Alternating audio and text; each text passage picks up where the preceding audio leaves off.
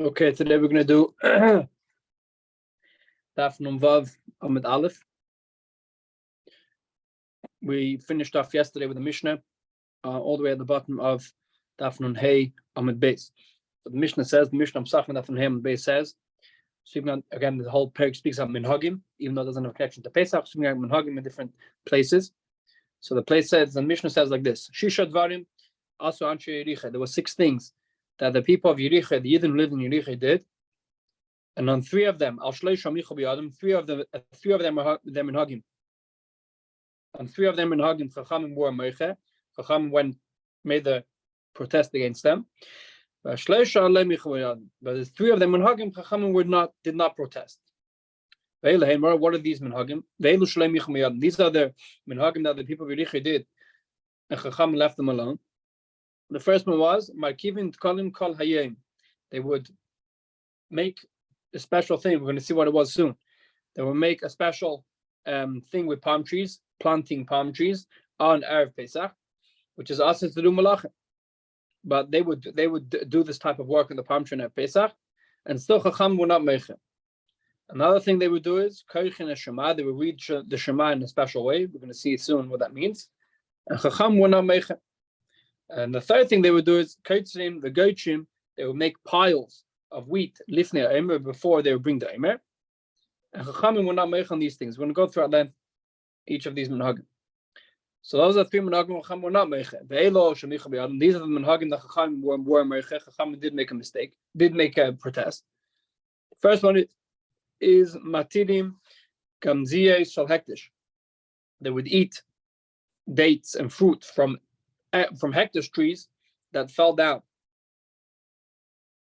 Another thing was, they would eat, fruit from hektish trees. Another thing was, they would eat from under a palm tree on Shabbos, the dates that fell down from a palm tree. Third thing was, they would do peah, like a shikhan peah. They would do that from vegetables, which even though vegetables are potter, people of Yericha would take peah for vegetables. Chachamim protested on these, stopped them doing these 3 Minhagim for the people in Yericha. Says the Gemara. So again, we're speaking about Minhagim. We spoke about 6 Minhagim that the people of Yericha did, and Chachamim, 3 of them Chachamim stopped them, and the other 3 Chachamim never commented on them. Says the Gemara. We learn in the Brayso. Shisha Dvarim Asa Chizkiyahu Melech. Now we're speaking about Minhagim. We're speaking about other Minhagim also. There were 6 things that Chizkiyahu Melech did. For 3 things that he did, Chachamim were very grateful to him. And the other 3 things, they were not grateful to him, meaning they didn't agree with him. The first thing was Girer Atzmeis Aviv.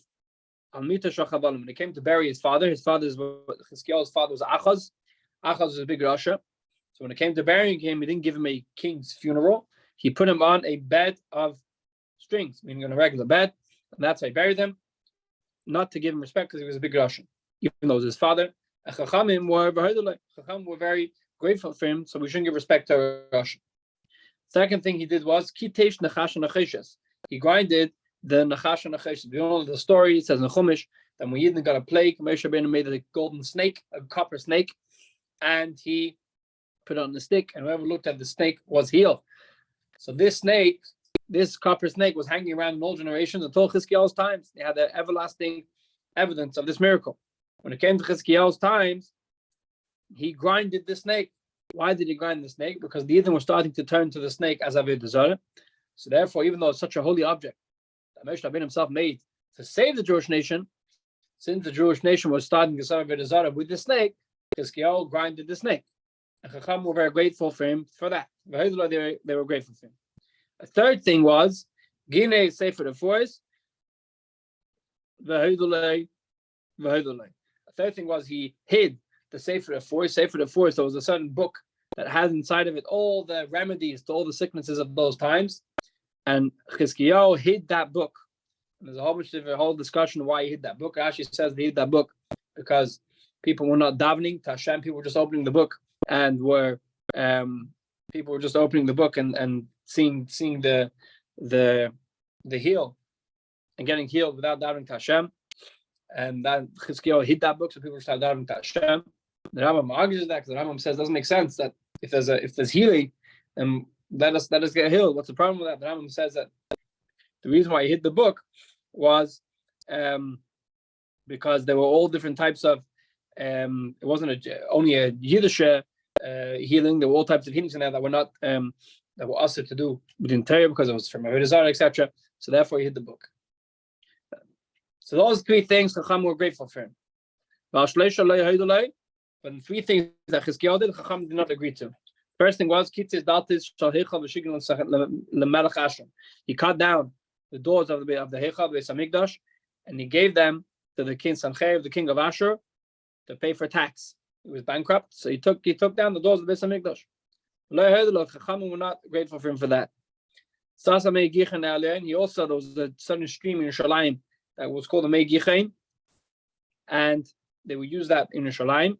Chizkiyahu blocked this stream. Why? Because there was the king of Ashur was coming through to siege Yerushalayim, and Chizkiyahu didn't want that the king of Ashur should have water to drink, so he blocked the streams in Yerushalayim. Chacham were not excited about this idea; they didn't like it. And the third thing Chizkiyahu didn't like was Iber Nisan ben Nisan. The third thing was that there was once a year that was not a leap year, so there was one other, and in the middle of Nisan, Chizkiyahu decided that he wants to make it a leap year. Usually we can only make a leap year before Nisan, meaning even if it's very late into Adar, we can decide that it's going to be a leap year. But Chizkiyahu did it once on Nisan, and Chachamim were not excited about this idea. So now we spoke about the Minhag of Chizkiyahu. The Gemara goes back a little bit to our Mishnah. This Mishnah wasn't so relevant directly to our Mishnah. We're just bringing different Minhagim that we see Chizkiyahu made. Now we're going to go through each thing in our Mishnah. The Mishnah said that one of the things the people of Yericha used to do, and Chacham were not happy about, is they would makivin kolim kolayim. They would make palm trees on Erev Pesach. What do they will make? What would they do to the palm trees? Heichi abdi. How would they make the palm trees? What does that cover mean? Amar Rav Yehuda said, "Maisi asodora." They would bring a wet hadas. Hadasim. They would bring wet hadasim. V'shlichah the dafnon. They would bring beer. The kimcha the sari. The rami b'manon the lechalfi aleo adba yemin. They would bring flour that was in a certain vessel, and it was less than 40 days old, meaning it was only grinded less than 40 days ago. And they would mix this whole thing together, the flour and the beer and hadassim, and they would boil it. Then they would cut open the palm, meaning they would make a cut in the palm tree, and they would pour this mixture into the palm tree. Now this mixture in the palm tree would make the palm tree very, very healthy.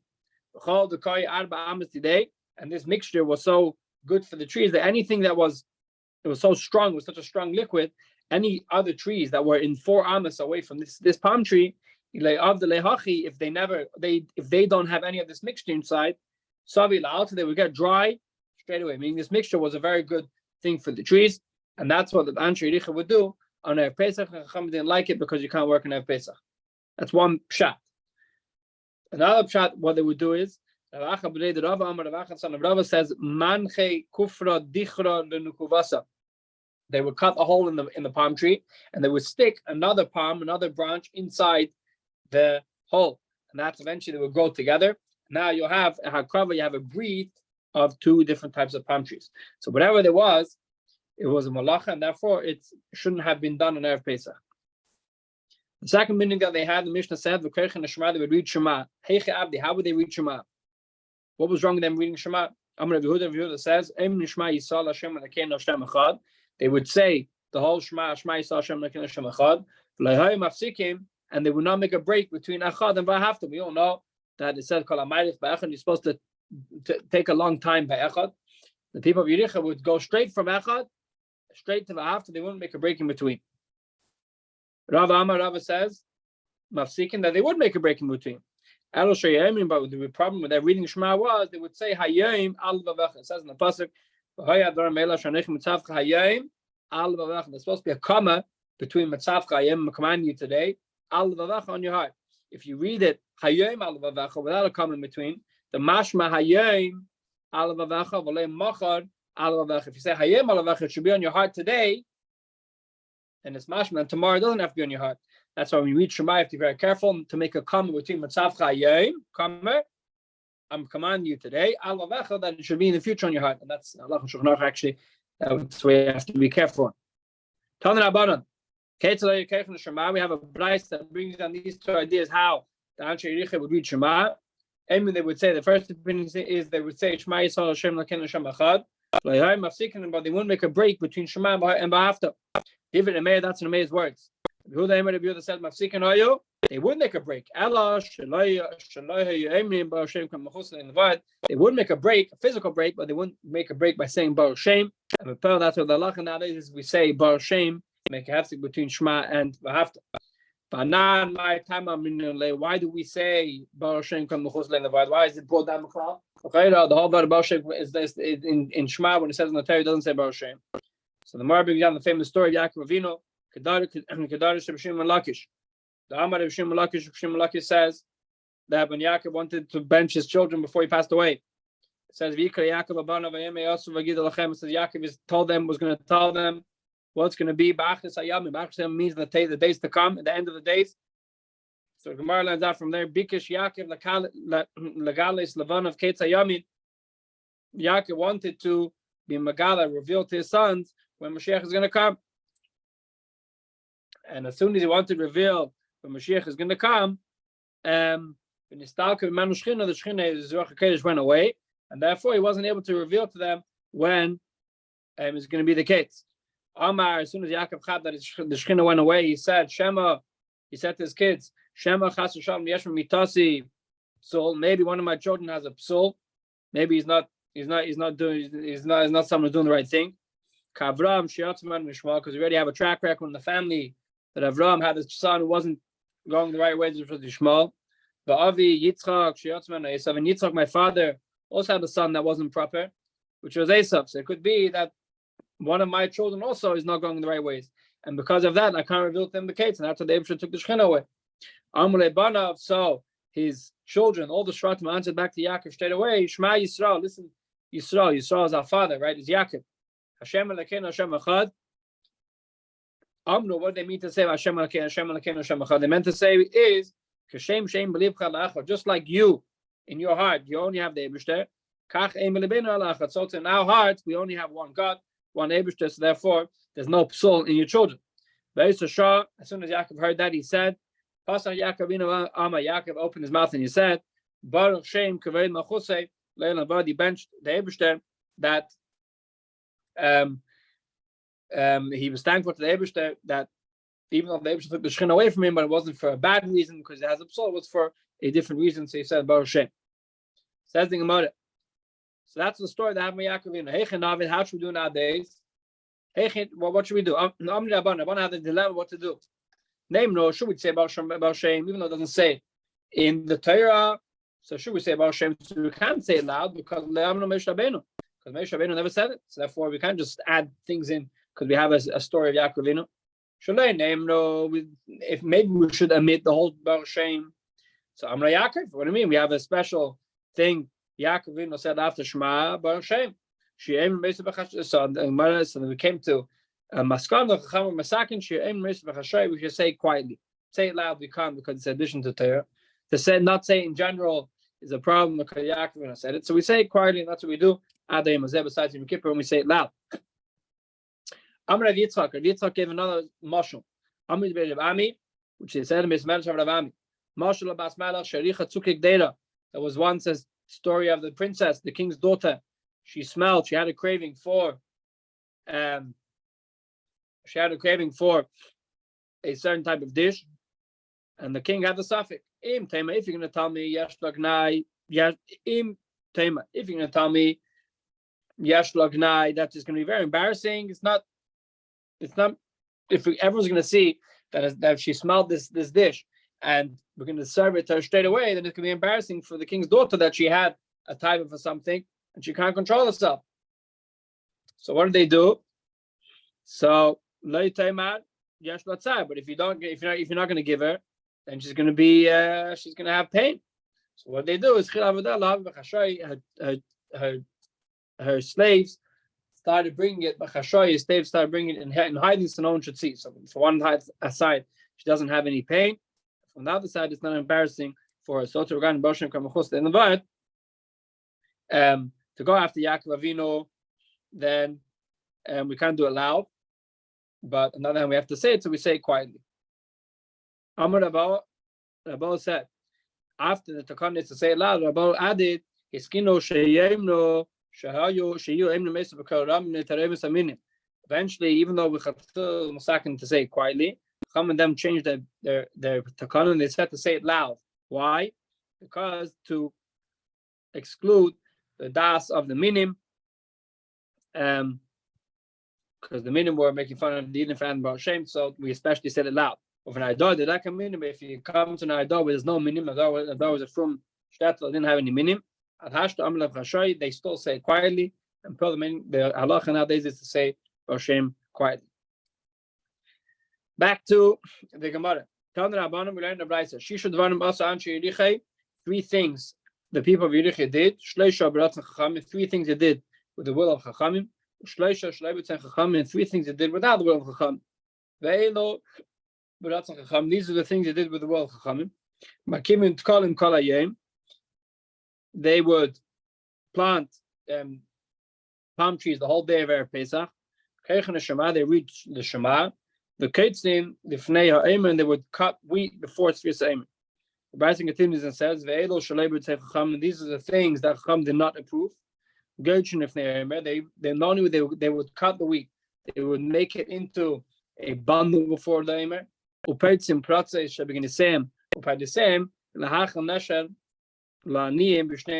they would make holes in the fences of the field so the poor people could come in and take the fruit that fell off the trees.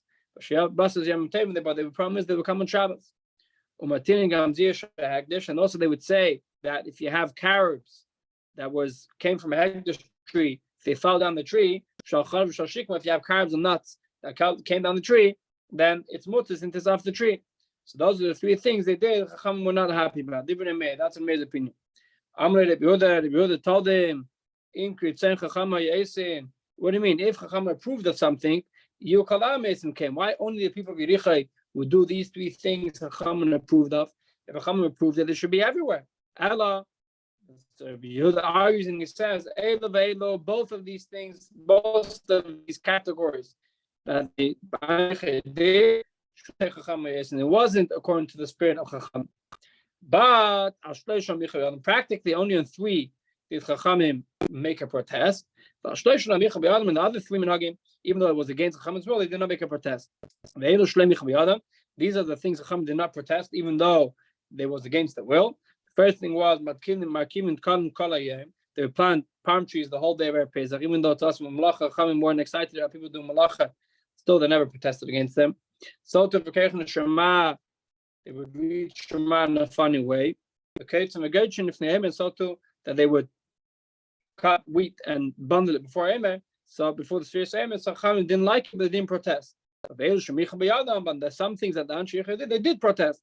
For example, that they would be matir the carbs that fell off the tree of a hekdesh tree, even though they're still hekdesh. And so too, bring the same and so too that which they will open their fields and Shabbos Yom Tov for the poor people to come, it wasn't nice and layarak, and so to the third meaning. They would give payah from vegetables, all these things Chacham were meichek, because these things could lead to big isurim. Okay, so we'll stop over here. All at the bottom of Vav Amud Aleph. We'll continue tomorrow at the top of Vav Amud Beis. Have a good night.